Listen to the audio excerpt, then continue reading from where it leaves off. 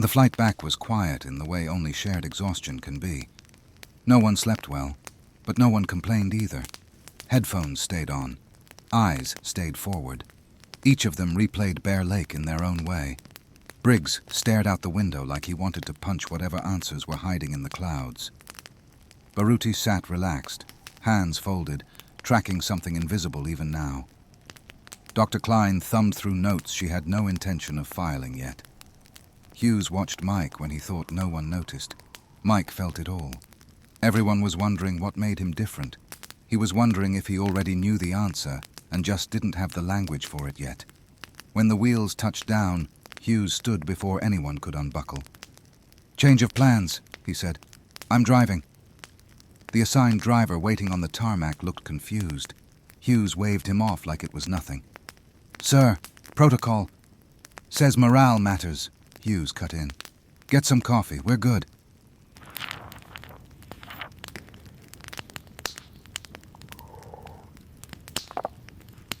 "20 minutes later, they were piled into an SUV heading toward civilization instead of HQ. Mike frowned. Base is the other way." Hughes grinned. "Yep." Briggs leaned forward. "Are we getting kidnapped by our own boss?" "No," Hughes said. "We're going to a bar." That woke everyone up. "College game day's on," Hughes continued. "I want a beer, bad food, and to remind myself I'm human. Also, I need to watch Texas win." Mike laughed. "That's a bold claim." "Oh, here we go," Briggs muttered. "Let me guess. Ohio State?" "The Ohio State," Mike said. "What about you?" Briggs cracked his neck. "Oklahoma. And before you say anything, we're rebuilding." Hughes snorted. "Everyone's rebuilding when they're losing." Baruti glanced between them, amused.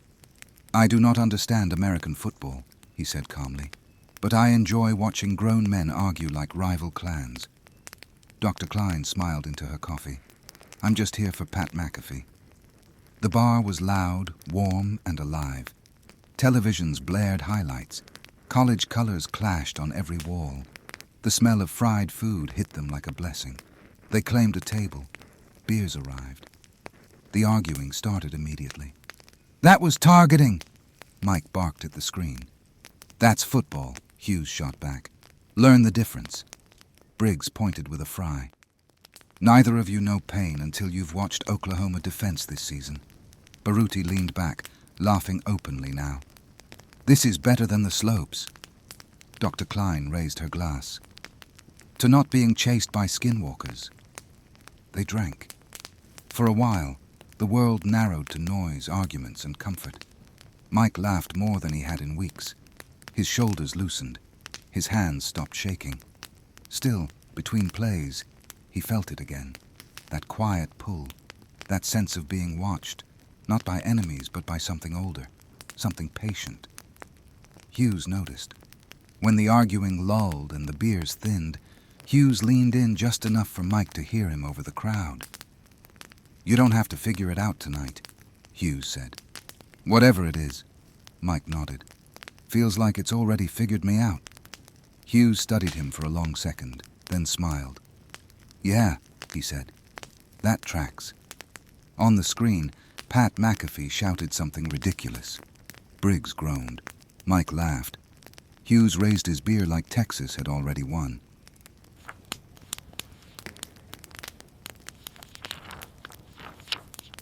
For the first time since Bear Lake, Mike felt grounded, not because he had answers, but because he wasn't facing the questions alone. Saturday burned itself out the way only football Saturdays can. By the time the last game ended, the table was a graveyard of empty glasses, greasy baskets, and receipts long enough to qualify as historical documents. Hughes stared at the final bill and whistled low. "Well," he said, "that's coming out of morale funding." Briggs squinted at the number. "We fought worse monsters today." Dr. Klein jingled her keys. "Everyone in the car. You're all cut off from decision-making." Mike barely remembered the drive back to HQ. The world softened at the edges. Muscles unclenched. Laughter faded into yawns. When his head hit the pillow, Sleep came fast and merciful, dragging him under like a tide that didn't want anything from him.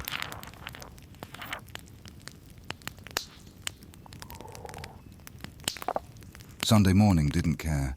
Training resumed like nothing had happened. Sweat replaced beer. Bruises replaced jokes. The gym smelled like iron and effort. No one complained. Monsters didn't care about hangovers. Cryptids didn't reschedule because you'd spent 12 hours yelling at referees. If anything, they preferred you tired. So they worked. The next month passed in fragments instead of chapters. Small missions, contained problems, sharp reminders that the world was still full of teeth. Texas got a visit from a chupacabra that had gotten bold. Livestock drained. Panic bubbling. Mike and Dr. Klein handled it quietly. Surgical, clean. Mike noticed how naturally he moved now, how his instincts fired before thought. Dr. Klein noticed too, but said nothing. She just made notes that stayed locked away. Instead of eliminating the chupacabra, Mike was able to capture the beast and took it to a remote part of Texas where game was bountiful and would give the creature no cause to feed on livestock. Briggs and Baruti drew a stranger assignment.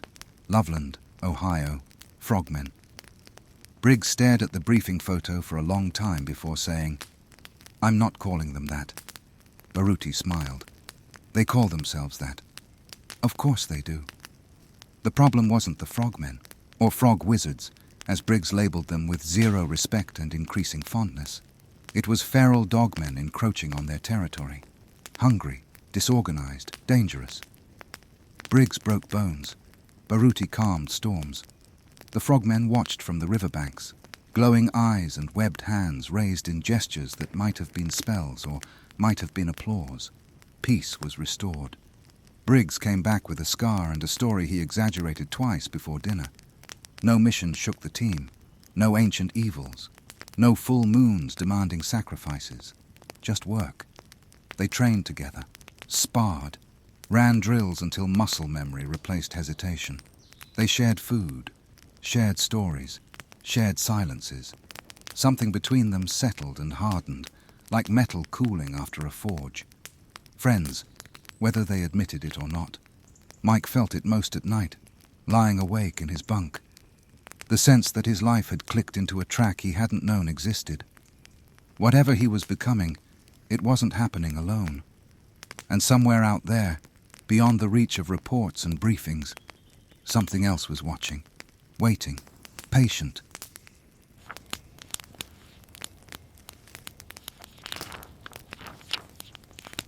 Dinner had settled into its usual rhythm. Forks scraping, low conversation, Briggs arguing with a bread roll like it had personally wronged him. Mike halfway listening, halfway drifting, the way he did now when nothing immediately dangerous demanded his attention. Then the dining hall doors slammed open. An employee came sprinting through the room, breath ragged, eyes locked forward. No tray, no apology. Just a folded sheet of paper clutched like it might explode. He cut between tables, chairs screeching as people twisted to watch him pass, and disappeared down the corridor toward Hugh's office. The room froze for a beat. Briggs blinked. "Well," he said around a mouthful of food, "that's a first." Baruti tilted his head, listening to something only he could hear. Dr. Klein was already standing, curiosity sharpened into focus. They finished eating faster than etiquette would approve and followed the path of disruption. By the time they reached Hughes's office, the door was closed and voices murmured inside. A minute later it opened. Hughes looked up from his desk, expression carved from satisfaction and trouble in equal measure. Another employee stood beside him, tablet in hand. On the desk lay the paper, now unfolded. Neat dots and dashes ran across it like insect tracks. Hughes waved the employee away. "You're good, thanks." The door shut. Silence settled. "You all have impeccable timing," Hughes said, tapping the paper. "This just came in." Mike leaned forward. "Morse?" "Old school," Hughes replied. "Encrypted, bounced through frequencies we don't advertise."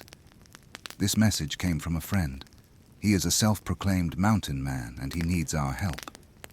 Briggs folded his arms. That usually means something ugly. Hughes smiled. Or something interesting. He stood, pacing once before turning back to them. Pack your cold weather gear. We're heading to Alaska. That landed like a dropped weight. The team is really getting tired of the cold.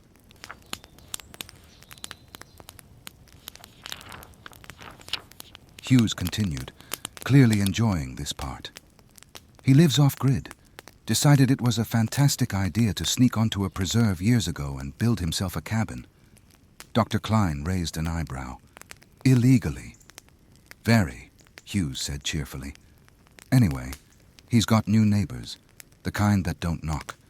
They've been pushed out of their natural territory and now they're circling his little slice of poor life choices. Baruti's eyes narrowed. Displaced. Exactly, Hughes said, which makes them desperate and dangerous. Briggs cracked his neck. What kind of neighbors we talking about? Hughes's smile thinned, excitement sharpening it. You'll see soon enough. Trust me when I say they're memorable. Mike felt it then. That familiar pull, subtle but insistent, like the world clearing its throat before saying his name. Alaska. Wide. Old. Quiet in a way that listened back. Hughes clapped his hands once. Get ready. I think you're going to like this one. They landed in Fairbanks, Alaska, beneath a sky the color of old steel, the cold already biting through layers as soon as the aircraft doors opened. Civilization thinned quickly after that. From Fairbanks, the team transferred to 2 small bush planes, the kind that looked less like aircraft and more like stubborn animals that tolerated flight out of spite. The engines screamed as they lifted off, carrying them north and east, deeper into white nothingness. Rivers below looked frozen mid-thought, forests stretched endlessly, and the world slowly lost any sign of human order. Their destination was Yukon-Charlie Rivers National Preserve. Remote didn't begin to cover it. When the planes finally touched down on a rough strip near camp, the pilots wasted no time unloading gear before turning right back around. No lingering goodbyes. No offers to wait. Just engines roaring and then silence, leaving the team alone with the wind. From there it was a hike. Snow crunched beneath boots as they moved through the trees, packs heavy, breath fogging the air.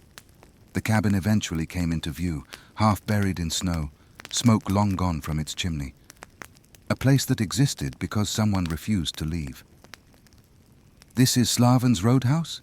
Briggs asked, staring at it. Hughes nodded. 5 stars if you don't mind frostbite. Inside, they dropped gear, lit lanterns, and started a fire. The cabin groaned as it warmed, wood popping like knuckles cracking. It smelled of old smoke, pine, and something faintly metallic. Mike finally asked the question that had been circling his mind since Fairbanks. "So, how exactly are we supposed to find this mountain man if the only way he contacts us is Morse code?" Hughes smiled into his beard, calm as ever. "Oh, he doesn't need to be found," he said. "He'll find us." That didn't help. They settled in, stripping layers, heating up food. Briggs glanced at Hughes while chewing and asked, "So when do we head out and meet this guy?" Hughes didn't look up from his plate. "We don't." Briggs frowned. "Then what's the plan?" "We wait," Hughes said simply. "We eat, we rest, and we let him come to us." Outside, the weather worsened. Snow didn't fall so much as erase. Visibility dropped to nothing. The window became a moving wall of white, the wind howling like it was alive and offended. Baruti shook his head. What kind of man walks through that in the middle of the night? Hughes didn't answer right away. Instead, he stood, went to the small shelf near the stove and pulled down a bottle of whiskey. He poured himself a modest glass. Then he grabbed a large beer mug and filled it with what could only loosely be called a shot. It was closer to a third of the bottle. Briggs stared. "Who the hell is that for?" Hughes slid the mug to the center of the table. "That's for our mountain man." Dr. Klein blinked. "Is he an alcoholic?" Hughes chuckled. "No, just a big guy. That'll warm him up after being out there all night."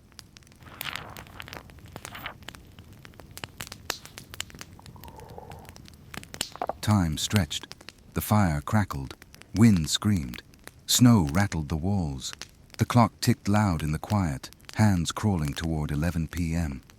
Then it happened. A howl cut through the night. Not distant, not faint, close. The snow stopped. Not slowly, instantly. As if the world had been muted. Every instinct in the room snapped tight. Rifles were grabbed. Safeties clicked. The team moved without speaking, spreading just enough to cover angles. Hughes raised one hand. "I'll handle it." Before anyone could argue, he was pulling on his coat and stepping into the night. They watched from the doorway as he trudged through the snow toward the riverbank, his figure shrinking into the dark. The cold seemed to bend around him. Then something moved. A black blur exploded from the tree line. It hit Hughes like a freight train. They went down hard, snow erupting around them. The team surged forward instinctively, boots pounding, weapons coming up. Then they heard laughter, deep, familiar, friendly, and Hughes was laughing too. "You're getting slow," the unknown figure said. "What, you getting soft on me?" Hughes groaned, shoving snow off his chest. "No, you asshole. Been waiting for you all night, and I might have drank your share of the whiskey." Baruti hesitated, rifle half raised. "Sir, are you okay?" "Yeah," Hughes called back. "Everyone stand down. This is our mountain man."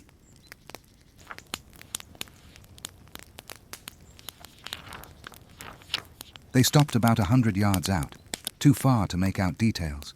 Close enough to know something wasn't right. No human moved that fast. Hughes stood first, brushing snow from his coat like nothing had happened. Then the mountain man stood, and every rifle came back up. Because whatever that was standing beside Hughes, it was not built like a man. Hughes took 2 quick steps forward and shoved the figure hard in the chest. "Knock it off," he snapped. "You've had your fun. Stop trying to scare my people and introduce yourself." The figure rocked back half a step. Then he straightened and smiled. The team collectively took a step back. Moonlight caught the grin and turned it into something feral. Too many teeth. Too long. Built for tearing, not smiling. The kind of mouth that didn't need a weapon because it was one. "Where are my manners?" the mystery man said easily, voice calm and almost warm. "The name's Elias." He stepped forward, snow whispering under his feet, completely unconcerned with the rifles aimed at his center mass. He didn't acknowledge them at all. Instead, he clapped a heavy hand on Hughes's shoulder and started talking like they were 2 old friends meeting at a bar. "Still stiff when you fall," Elias said. "You ever stretch?" Hughes snorted. "You ever not ambush people in the dark?" They turned and walked toward the cabin together, still talking, passing directly between the stunned team members. Elias didn't rush, didn't loom, didn't threaten. He didn't have to. The door shut behind them. For a moment no one moved. Rifles slowly lowered. Breath finally released. They filed back inside, eyes never leaving Elias's broad back as he ducked slightly to clear the doorway. Briggs broke first. "Why the hell didn't you tell us he's a damn dogman?" Hughes didn't even look at him as he handed the whiskey in the oversized mug to Elias. "Because you didn't need to know," Hughes said flatly. "Now stop being rude. Grab a seat, grab a drink, and shut up." Elias chuckled, taking the mug and downing it like it was water. Still charming Hughes. Hughes finally turned to the group. "This is Elias, friend, and someone I went to war with a few years back in Michigan." That earned looks, plural. War wasn't something you casually attached to cryptids.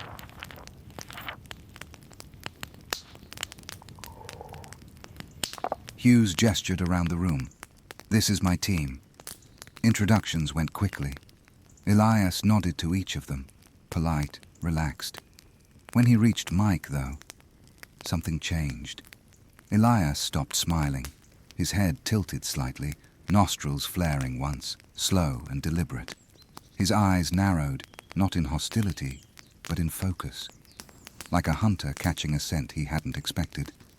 Mike felt it instantly, that pressure behind the eyes, that familiar hum under the skin, the same sensation he'd felt near the Wendigo, near the Skinwalker, near the river. Elias didn't say anything, not out loud. After a moment he straightened and moved on, conversation resuming like nothing had happened. But Mike knew better. Now that everyone was seated, Hughes leaned back and folded his arms. "All right," he said. "Elias, explain it." Elias's expression darkened. "There's a pack of wahila roaming the preserve," he said. "Big ones, smart, organized. They've been tearing through wildlife and scaring the hell out of anyone unlucky enough to wander too far from camp." Dr. Klein stiffened.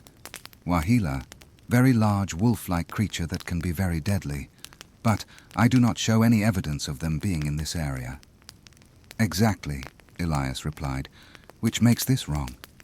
"They belong in Nahanni National Park Reserve," Baruti said. "That's a long way from here." Elias nodded. "Which means something pushed them, or something pulled them." Briggs frowned. "So what's the plan? Kill them?" "No," Hughes said immediately. "We catch them." Elias's eyes flicked back to Mike, just for a second. "And if possible," Hughes continued, "we try to communicate. Find out what drove them here." Mike felt his stomach tighten. Hughes turned to him fully now. "And that's where you come in." The room went quiet. "We're going to push you," Hughes said calmly, "harder than we ever have. We need to see what you're truly capable of, what you can hear, what you can sense, what you can reach." Elias finally spoke directly to Mike, voice low and steady. "Because whatever's moving the wahila," he said, "it is deadly enough to scare these beasts out of their historic territory." The fire popped loudly in the silence, and Mike understood, with a certainty that settled deep in his bones. This wasn't just another mission. This was a test. The plan was simple on paper and dangerous everywhere else. They would range the preserve, locate the wahila, confirm numbers, then attempt capture instead of extermination. Tranquilizers over bullets, knowledge over force. That was the rule Hughes laid down before dawn. Dr. Klein handed out the dart rifles herself. "I don't have exact weight data," she admitted, adjusting the pressure settings. "So this is an educated guess. Too little and they keep coming, too much and..." She paused, then shrugged. "We learned something unfortunate." That landed about as well as expected. The team split deliberately. Hughes, Baruti, Dr. Klein and Briggs would move as a unit, methodical and loud enough to draw attention if needed.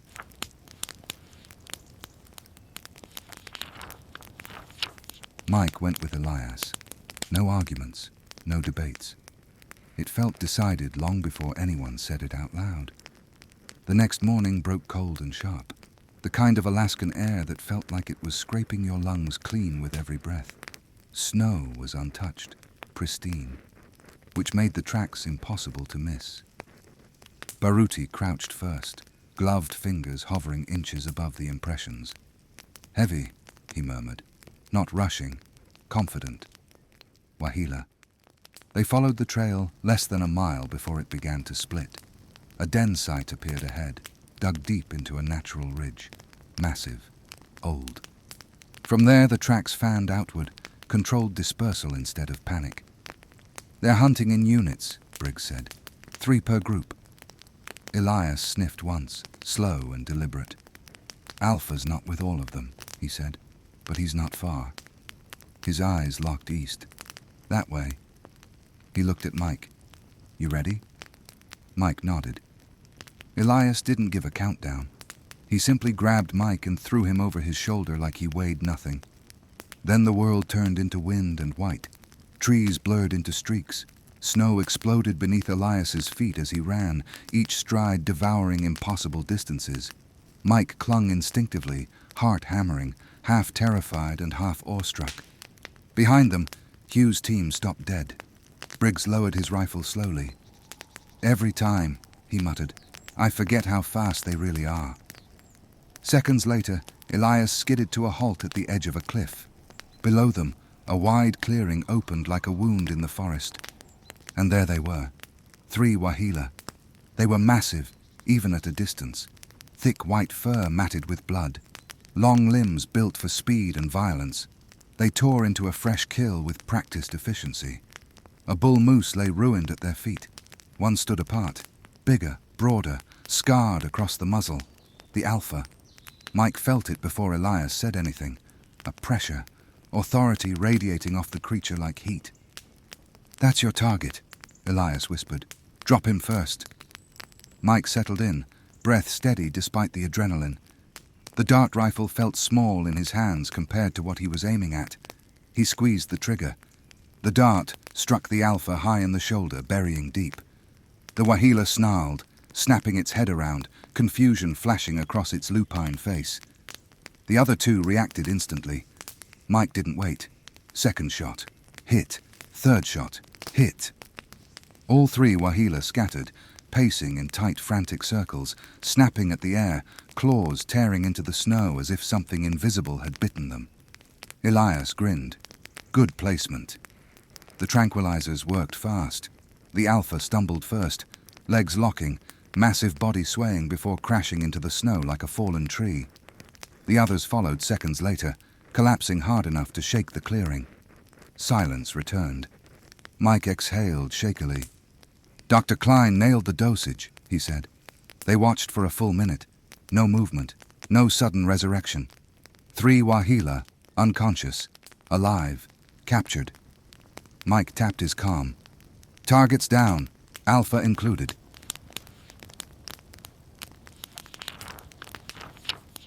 Static crackled. Then Hughes's voice came through, tight with disbelief and relief. "Copy that," Hughes said. "Hold position. We're moving to you." Mike stared down at the fallen creatures, something stirring in his chest. Respect, curiosity, and that familiar hum again, faint but unmistakable. This wasn't over, not by a long shot.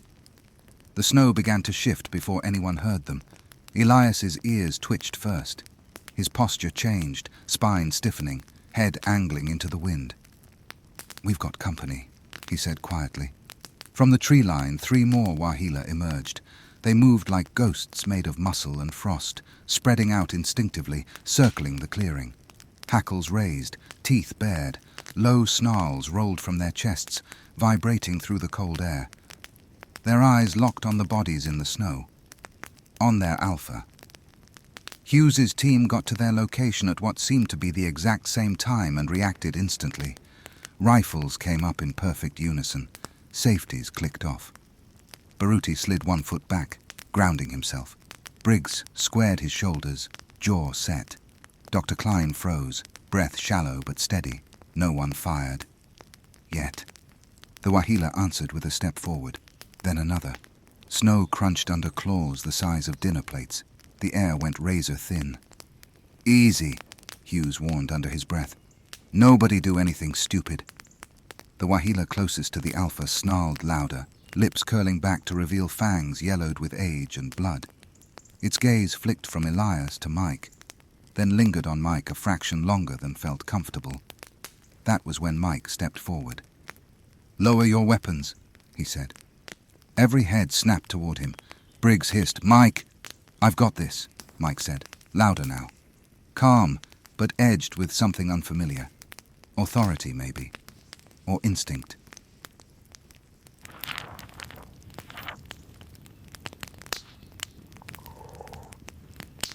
Elias raised a hand toward the wahila pack, and the impossible happened. They stopped, not froze, not retreated. They listened. Elias spoke in a low, resonant tone, a cadence that wasn't quite language but wasn't a growl either. The wahila's snarls softened into rumbling breaths. Their shoulders lowered. Tension bled out of the clearing like steam from cooling steel. Hughes slowly lowered his rifle. "What the hell is happening?" Briggs muttered. "Diplomacy," Elias replied without looking back. "The old kind." The alpha stirred. Massive lungs dragged in air. Snow slid from its fur as its chest rose. One eye cracked open, burning pale blue beneath the frost. Dr. Klein whispered, stunned, "That tranquilizer should have kept it down for another 10 minutes. Elias nodded. "He's bigger than we thought." The alpha's gaze fixed on Mike, and Mike heard it. Not a sound, a presence. A voice that didn't touch his ears but pressed directly into his mind, deep and ancient, layered with hunger and exhaustion. Listener. Mike staggered half a step, eyes widening. Hughes noticed immediately. Mike? The Alpha's thoughts came again, slow and deliberate, as if choosing each concept carefully. Driven, hunted, north broken. Mike swallowed hard. His pulse thundered in his ears. What happened? He whispered, forgetting for a moment that no one else could hear this exchange. Why are you so far from home? The Alpha's gaze drifted toward the trees, toward the mountains beyond, toward something unseen. Then one word pressed into Mike's skull like a hammer blow. Wendigos. Mike froze. Not a metaphor, not a warning, a fact. His breath caught. Wait, he said internally, forcing himself to focus. You mean more than one? The Alpha's lip curled slightly, not in threat but in something that felt like bitter acknowledgement. Many. Mike felt cold seep past his layers, straight into his bones. Plural. His eyes snapped up to the team. They were watching him now. Every one of them. Hughes's expression sharpened. Baruti tilted his head, reading something unspoken in Mike's posture. Briggs tightened his grip on his rifle. Mike looked like he'd just seen a ghost. Or worse. He turned slowly toward Hughes. They didn't run, Mike said, voice tight. They were pushed. Hughes's jaw clenched. By what? Mike swallowed. Wendigos, he said. More than one. The clearing went silent again. But this time, it wasn't tension. It was dread. Somewhere deep in the Alaskan wilderness, something far worse than displaced predators was moving. The Wahila lingered just long enough to make sure the message had landed. The Alpha rose fully now, snow sliding from his shoulders like ash. He stood between Mike and the pack, chest heaving, breath steaming in slow, controlled pulls. Mike felt the presence again. Not words this time. A weight. Consideration. Elias spoke softly, hands open. Hughes followed his lead, posture loose, rifle slung low. Baruti mirrored Elias without thinking about it. Briggs exhaled through his nose and finally eased his stance. Dr. Klein watched with the rapt attention of someone witnessing a miracle she could never fully quantify. Mike stepped forward one last time. Lay low, he said, unsure whether he was speaking aloud or not. Hunt what belongs to this land. No people, no roads, no lights. The Alpha's eyes flicked to the distant tree line, then back to Mike. A slow nod. He lifted his head and howled. The sound rolled through the preserve like a living thing, echoing off cliffs and frozen river bends, a call of command and warning braided together. The pack answered in kind before melting into the woods, their shapes swallowed by snow and shadow. The Alpha hesitated. He turned back once more, locking eyes with Mike. Something like respect flickered there, something older than fear. Another nod. Then he was gone. Only tracks and silence remained. The cabin felt smaller when they returned, not cramped, just watched. Hughes shut the door and leaned against it for a moment, eyes closed. All right, he said finally. Everyone breathe. Briggs dropped into a chair. I'm breathing. I just don't like what I'm breathing around. Dr. Klein was already scribbling notes, her handwriting sharp and fast. Multiple Wendigos forcing territorial displacement. That's not migration. That's predation strategy. Baruti nodded. They're pushing borders, testing reactions. And they're in Canada, Hughes added, rubbing his jaw. Which means we don't touch a damn thing without permission. He pulled out his SAT device and began typing, fingers moving with practiced speed. I'm sending word to some old friends. Dinner was quiet, but warm. Stew, bread. Whiskey passed once, and then left alone. The fire crackled, throwing orange light across tired faces. Afterward, Hughes clapped his hands once. Get rest.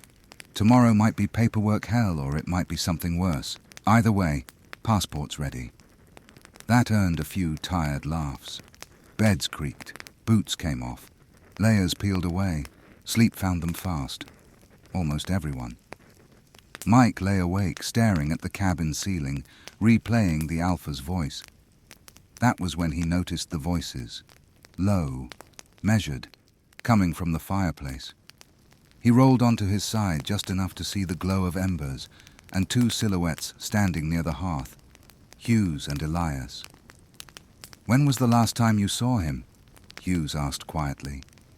Elias didn't answer right away. The fire popped, sparks jumping. "I haven't seen him since Kodiak," Elias finally said. "The werebear incident, a couple months back."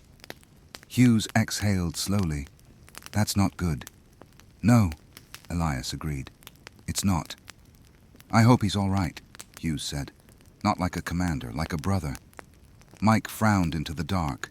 Him, Kodiak, werebear, someone who moved between monsters and men often enough to vanish without explanation. The questions piled up, but exhaustion won. The fire dimmed. Voices faded. Snow whispered against the windows.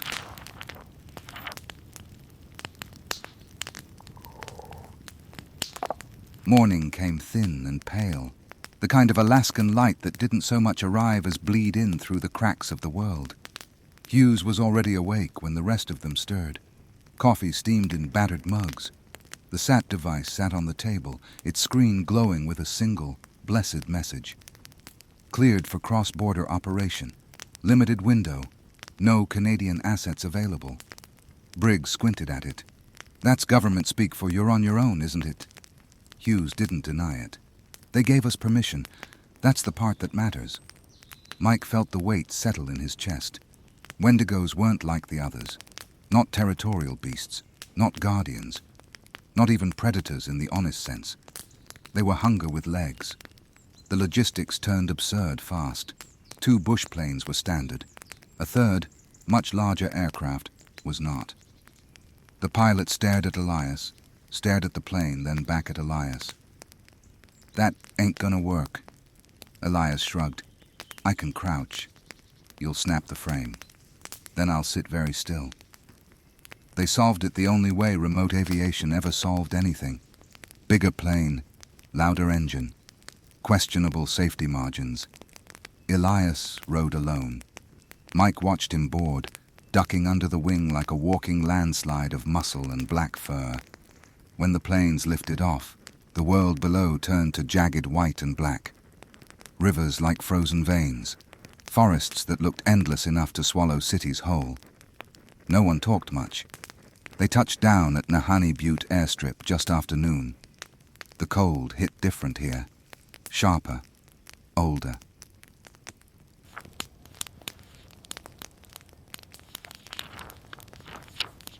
Black SUVs waited on the tarmac, engines idling. A single pickup truck sat behind them, its bed reinforced with steel rails and heavy straps. Elias didn't argue. He climbed into the bed, sat cross-legged like a mountain deciding to rest, and gave Mike a nod that somehow meant, "This is fine." The convoy rolled out fast. Gravel gave way to ice-packed road. Trees leaned inward like they were listening. The farther they drove into the park, the quieter it got. Not peaceful, watchful. They met Hughes' Canadian contacts at the park boundary. Familiar faces, hard eyes, the kind of people who didn't joke about what lived past the tree line. Handshakes were quick, briefings quicker. "You've got 3 days," one of them said. A woman with frost in her eyebrows and scars she didn't bother hiding. "After that, this area goes dark again." Briggs frowned. "No joint ops." She shook her head. "We can't spare anyone." There was a pause. Then, more honestly, "No one wants to." No one laughed. Dr. Klein adjusted her gloves. "How bad?" The woman hesitated just long enough to say everything. "There are 2 of them. Seems to be a mated pair." Mike felt Elias shift in the truck bed behind them. Hughes nodded once. "All right, we'll handle it." As the Canadians turned back toward their vehicles, one of them glanced at Elias and muttered, "Good luck." Not sarcasm. Prayer. The convoy pushed deeper into the preserve, engines echoing and then fading, swallowed by a land that had learned long ago how to keep its secrets. Somewhere ahead, something was feeding, but knew it could never feed its hunger. The first day was not loud. Snow crunches under boots as the team moves in a staggered line through Nahani's skeletal forest. The trees feel older here, stripped and twisted, like they've watched too many winters eat people alive. No birds, no wind worth mentioning, just breath and movement. Elias is in front, not leading like a man, leading like a predator that knows something else is already hunting. He stops often, crouching low, nostrils flaring, head tilting slightly as if listening to a sound no one else can hear. Finally, he speaks without turning. "They're smart." Hughes raises a brow. "Smart how?" Elias straightens slowly. "They don't kill where they sleep. They don't feed where they travel. They want us tired before they want us dead." Elias veers east suddenly, forcing the team to adjust. He slows, then stops so hard Briggs nearly bumps into him. The smell hits them next. Not rot alone. Rot mixed with iron and something sweet. Wrongly sweet. They find the site tucked into a shallow ravine, snow-stained dark in irregular patches. Bones lie half-buried, gnawed clean and snapped with deliberate precision. Moose ribs, caribou skulls, human femur. Dr. Klein kneels, her voice low. Safe to say these weren't scavenged. Mike notices claw marks carved into a frozen tree trunk nearby. Symbols almost, not language, territorial markings. Elias crouches, fingers brushing blood-dark ice. They fed here recently, but it could have been hours, if not days. Then he stiffens. You could visibly see the fur on his back stick up like a mohawk. They are close. Hughes signals weapons ready. That's when Mike and Baruti notice fresh tracks where the pair left the area to possibly hunt. They track them for hours. Every mile chips away at morale. The trail doubles back, then splits, and the Wendigos move through terrain that punishes human bodies.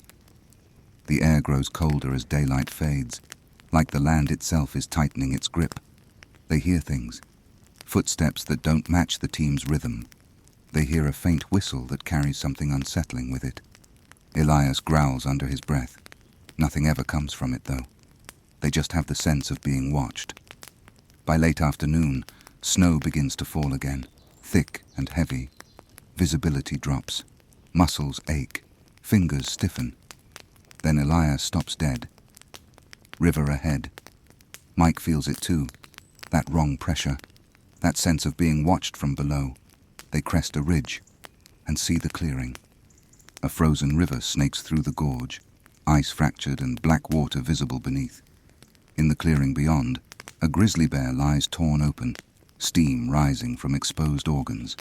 One Wendigo was out in the open for them to see, but they had a feeling the other one was not far away. The first one steps forward, antlers scraping branches as it moves. Its limbs are impossibly long, its skin stretched thin over a frame that should not support motion. The second remains half hidden, eyes glowing faintly through the trees. Hughes whispers, barely audible. "That's them." Mike already has his rifle up. The alpha-like Wendigo tilts its head and almost chuckles, but it sounds like an elk chuckle but twisted with a hint of human in it. "This is it. Ready your rifles. We are landing the first blow in this fight," Hughes commanded.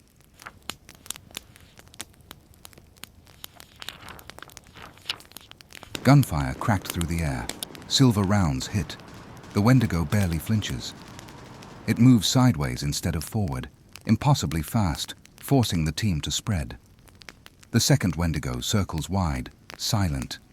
Dr. Klein shouts warnings that no one can fully hear. Briggs goes down hard, after being flung into a tree like a discarded ball of gear. Baruti rushes to Briggs to stabilize him. He cannot tell what all is damaged, but Briggs is not responding and bleeding from wounds from a horror movie. Deep gashes from the claws of the Wendigo. Then the first Wendigo lunges at Hughes and never reaches him. Elias hits the Wendigo like a freight train with teeth and claws. They crash together off the riverbank, ice exploding beneath their weight.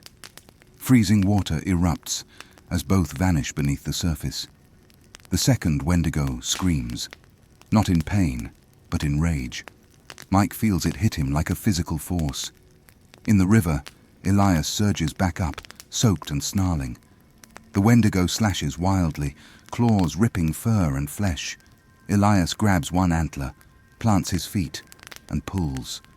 There's a sound like wet wood snapping. The antler comes free, and so does a part of the Wendigo's skull. Bone, sinew, and frozen blood tear away as Elias rips it off with brute, merciless strength. The Wendigo unleashes a blood-curdling scream, high and furious and full of hate, echoing through the gorge like a siren from hell. The second Wendigo loses all restraint. It charges, straight for Mike. Snow explodes as it closes the distance in seconds. Mike barely has time to register the movement before it's on him, claws raking, breath stinking of decay and hunger. It pins him, leans in close. "You smell wrong," it snarls. "You don't belong with meat. You belong with us." Mike locks eyes with it, and something ancient pauses. That hesitation saves his life. Dr. Klein deploys the silver dispersal charge. The cloud bursts into the air like shattered moonlight. The Wendigo shrieks as its flesh reacts, freezing and fracturing at once. Mike and Hughes take this opportunity to bombard the thing with silver rounds, driving it back. Elias erupts from the river, fully feral now, eyes burning, blood steaming off his body. He hits the wounded Wendigo from the side and finishes it with horrifying efficiency, but it did not come without cost. When he blindly charged the beast, he got swiped at by the Wendigo's claws and got stabbed by its antler. Blind to the pain and filled with an instinct to kill, Elias rips the bottom jaw off. Black blood sprayed everywhere as the beast attempted to scream. It went silent, relatively quickly once Elias grabbed it by its antlers and twisted its head off like a bottle cap. The first Wendigo tries to crawl away, but doesn't succeed. It catches Elias's attention, and he jumps into the air, just to land on the beast. It screeches like it is asking for its mate to help, but it is no use. Its mate is dead, and nothing was coming to save it. You could almost feel the moment it realizes its time is up. Elias howled, and then grabbed its spine and wrenched it from its body. He howls in triumph. Then, silence settles hard. The snow keeps falling. The team regroups slowly, wounded, shaken, alive. Elias stands dripping by the river, spine still clenched in his fist like a trophy torn from a god. No one celebrates. Steam rises from torn flesh and hot breath in the frozen air. Elias is still standing, barely, spine clenched like proof the nightmare was real. Blood mats his fur, dark and sticky. Unfortunately, Briggs is in much worse shape. Baruti has him on his side, pressing gauze into a wound that shouldn't exist. Claw marks cross Briggs' torso, too deep, too precise. Every breath is labored. Dr. Klein's voice is steady, but her hands move fast. He's losing heat faster than blood. We don't have the equipment for this here. Elias finally staggers. One knee hits the ice. Hughes is there instantly, grabbing him under the arm. "Easy, big guy." Elias exhales something between a laugh and a growl. "Told you, they don't die clean." Mike looks back toward the tree line. He feels it again. That awareness, like eyes withdrawing. The Canadian handlers arrive quicker than expected. Black SUVs cut through the snow, lights muted, engines low. Medics spill out in insulated gear, efficient and quiet. They don't ask questions. They don't need to. Elias draws stairs. No one comments. They just adjust equipment to fit him. Briggs is loaded first. IV lines in, oxygen mask fogging with each breath. Elias refuses the stretcher. "I will walk." He makes it 3 steps before collapsing. That ends the discussion.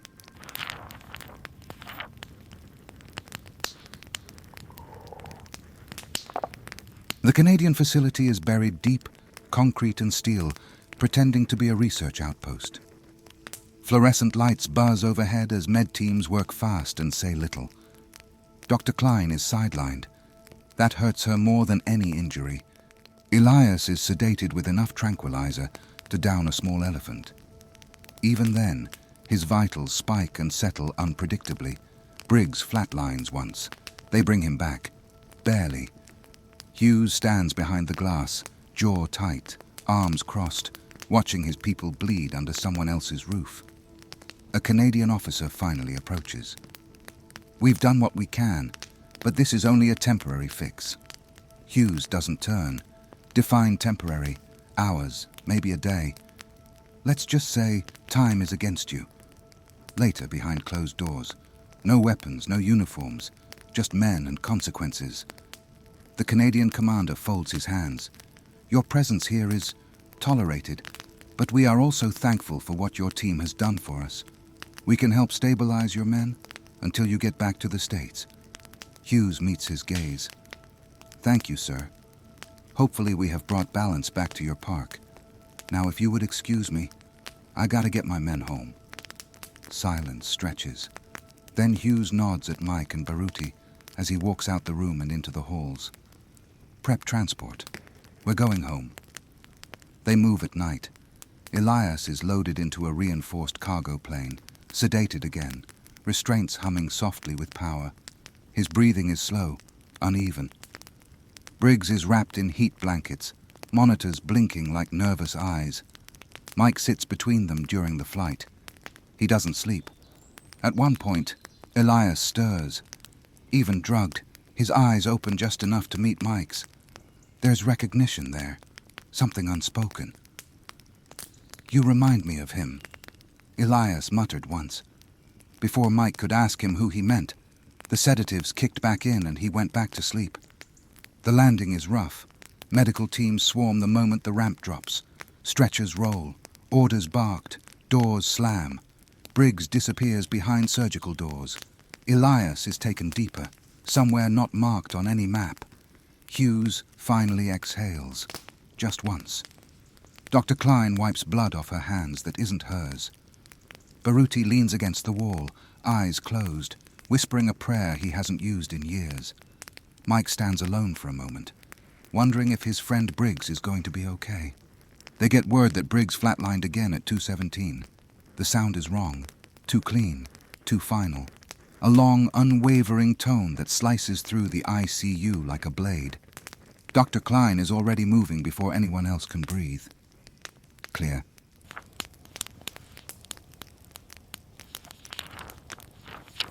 The shock lifts Briggs' body just enough to remind everyone he's still there. The monitor stutters, panics, then finds a rhythm again. Weak, uneven, but alive.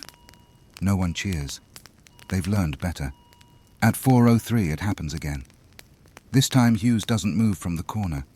He watches the numbers like he's memorizing them, like they're coordinates he might need later. Baruti has his head bowed, hands clasped so tight his knuckles pale. Mike stands closest to the glass, jaw locked, feeling that familiar pressure in his chest, the same sensation he felt in the cave, in the clearing, in the river. Briggs is not done fighting, but death is patient. The team isn't supposed to hear the doctors talking. They do anyway. Too much trauma. Multiple fractures. Internal bleeding we can't fully control. If he wakes up at all. The rest goes unsaid. Slim to none hangs heavier than any verdict. Hughes finally turns away from the glass and looks at his team. No one leaves. No one argues. Days blur into weeks. Briggs doesn't wake. Machines breathe for him. Machines watch him. Machines decide whether he gets another sunrise. The team rotates shifts like guards at a sacred place. Mike talks to him. About nothing. About football. About stupid missions. About how Briggs still owes him a drink. Sometimes Mike swears Briggs's heart rate changes when he speaks. Elias visits once he's allowed out of recovery. The dogman is slower now. Scarred. Wrapped in bandages and quiet in a way that unsettles everyone more than his teeth ever did. Normally he would be healed by now, but the Wendigo's claw secreted an enzyme that made it hard for even cryptids to fully recover after clashing with them. He stands at the foot of the bed and lowers his head, a gesture of respect. He fought well, Elias says softly. Hughes stays longer than anyone. Sometimes he just sits. Sometimes he grips the edge of the bed like he's anchoring Briggs to this world by force of will alone. No missions go out. No alarms ring. HQ holds its breath. On day 17, Briggs squeezes Baruti's hand. Barely, but enough. On day 19, his eyes opened. They don't focus at first. Then they do. Confusion, pain, awareness. Dr. Klein cries for the first time since anyone has known her. The victories are small and fragile, but they are victories. Still, no one asks the question hanging in the air. Not yet. It comes a few days later.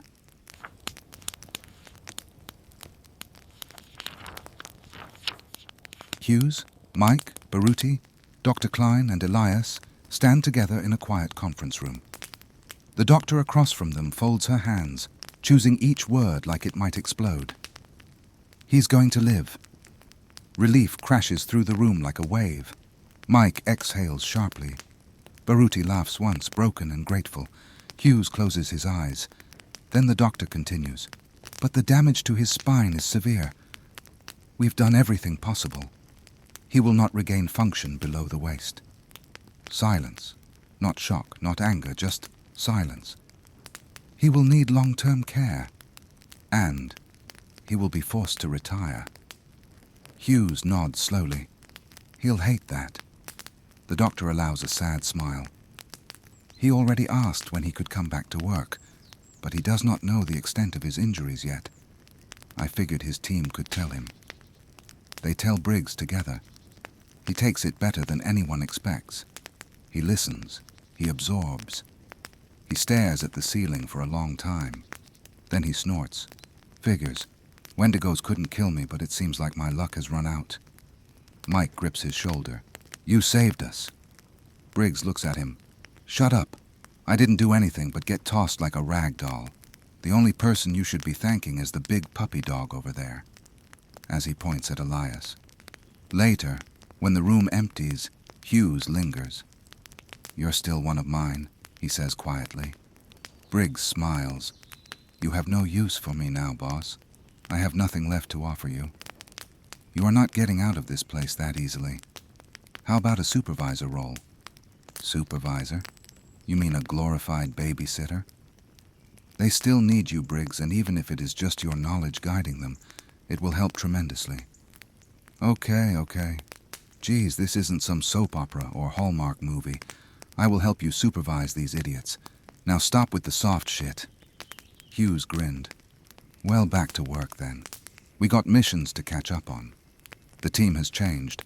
They move slower, speak softer, but they train harder, especially with Briggs now watching their every move. Elias heals, but something in his eyes stays sharp and watchful. Briggs lives and monitors everyone's progress. They are still a team. With the loss of Briggs, but the addition of Elias, it seemed the scales balanced themselves.